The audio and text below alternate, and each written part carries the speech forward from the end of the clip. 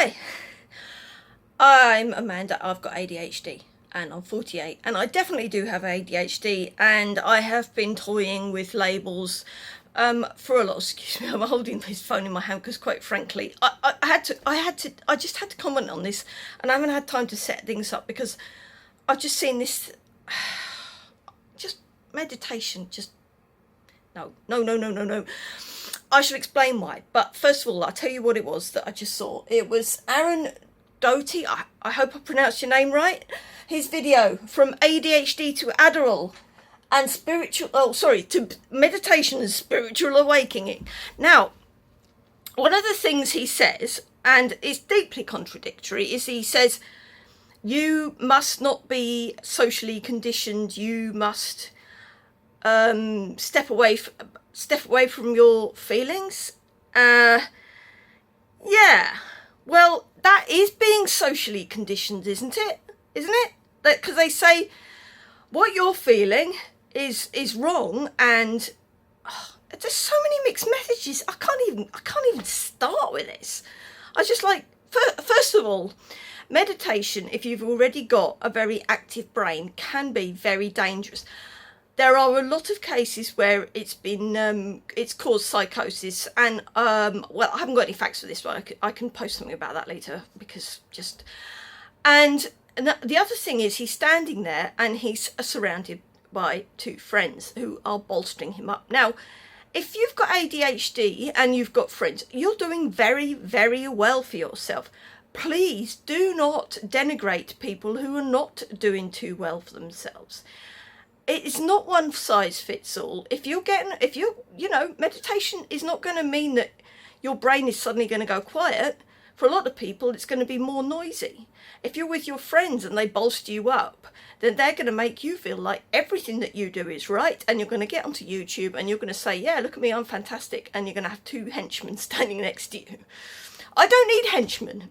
I'm not saying what I believe is right, and I'm not saying it's wrong. I'm saying it's just me here, and I'm 48 and I have been through a hell of a lot of shit, and I don't think that escaping from it, denying your feelings and sort of putting yourself into this sort of transcendental meditation, let yourself go feeling, is actually helpful, because what it's doing is you're actually gaslighting yourself. You're saying that what you are feeling doesn't matter. It does. Please listen to your inner voice. It is important. Do not let people trample all over you. Trouble? I'm making up words now. Just acknowledge what you're feeling. It's okay to acknowledge it and let it go, but acknowledge it. Talk about it. Talk to people. Share things.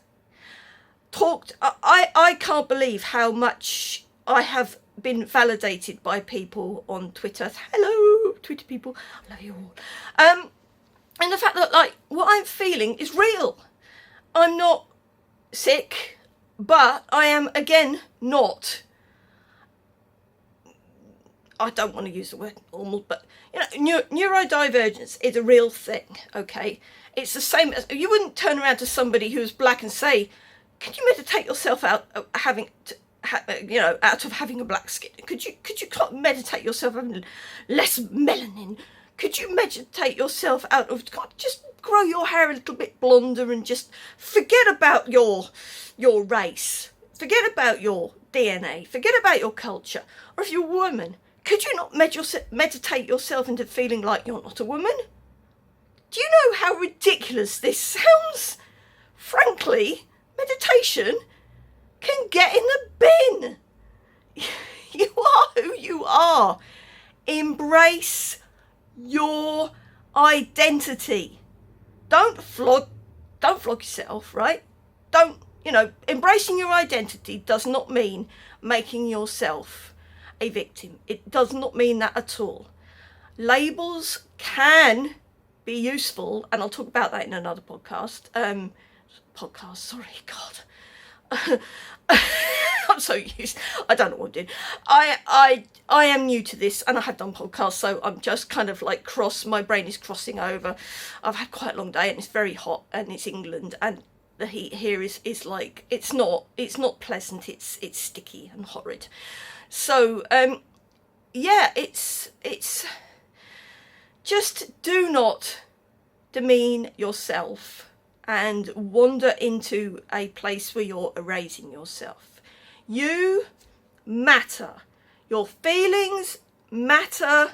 Acknowledge them. Don't try and blot them out. And this comes from someone who tries to blot them out with alcohol, which is rubbish, really, isn't it? But, you know, I admit there are a lot of people who say, oh, I'm so clean living, I'm so natural, I don't drink alcohol, I don't take drugs or that. Yeah, but they do meditation, or they do religion, or they do some sort of fad. It's all the same. It is all the same. Don't kid yourself. These are all things to blot out the real you. And you are not going to find yourself by losing yourself. Meditation is losing yourself, and not in a good way. Believe me, I've been studying this. I was born in the early 70s. There was still an awful lot of that kind of Beatles, you know, Hare Krishna crap like that around. And it's just like, you are negating your own self by going along with this and giving up your own identity to a higher power or whatever it is, which is why I don't agree with AA, by the way, and also I'm going to do that in another video. But it's just like, no, meditation can just get in the bin. That's it, really. I just got nothing else to say. Can you comment below? What do you think about meditation for ADHD? Have you tried it? Did it help? Are you just kind of like pissed off by all of this? Let me know. Right, I'm off now. I'm going to just sit here and melt quietly in the heat because